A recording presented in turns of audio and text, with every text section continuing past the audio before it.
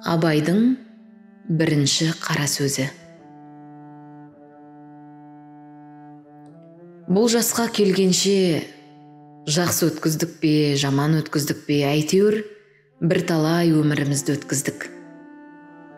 Алыстық, жұлыстық, айтыстық, тартыстық, әурешілікті көре келдік. Енді жер ортасы жасқа келдік. Қажыдық, жалықтық, қылып жүрген ісіміздің баянсызын, байлаусызын көрдік. Бәрі қоршылық екенін білдік. Ал енді қалған өмірімізді қайтып не қылып өткіземіз? Соны таба алмай өзімде қайранмын. Ел бағу? Жоқ, ел бағым жоқ. Бағусыз дертке ұшырайын деген кісі бақпаса, не албыртқан көңілі басылмаған жастар бағамын демесе, бізді Құдай сақтасын. Мал бағу? Жоқ, баға алмаймын. Балалар өздеріне керегінше өздері бағар.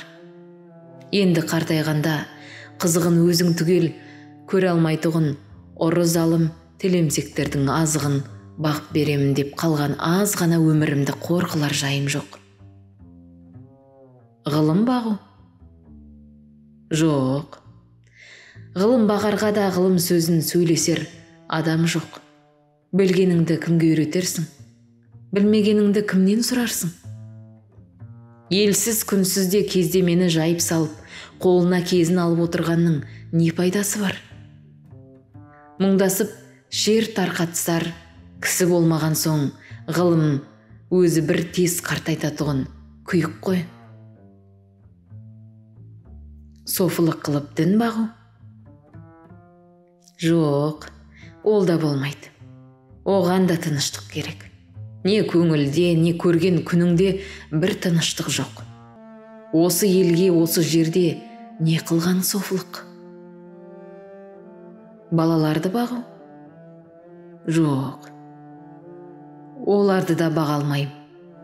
Бағар едім, қалайша бағудың мәнісін де білмеймін. Не болсын деп бағам? Қай елге қосайын? Қай харакетке қосайын? Балаларымның өзіне ілгері өмірімнің, білімінің пайдасын тыныштықпенен көрерлік орын тапқаным жоқ. Қайда бар, не қыл дерімді біле алмай отырмын. Не бол деп бағам? Онда ермек қыла алмадым. Ақыры ойладым. Осы ойыма келген нәрселерді қағазға жаза берейін. Ақ қағаз бен қара сияны ермек қылайын.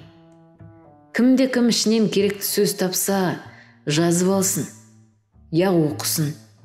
Керегі жоқ десе, өз сөзім өзімдікі дедім де, ақыры осыған байладым.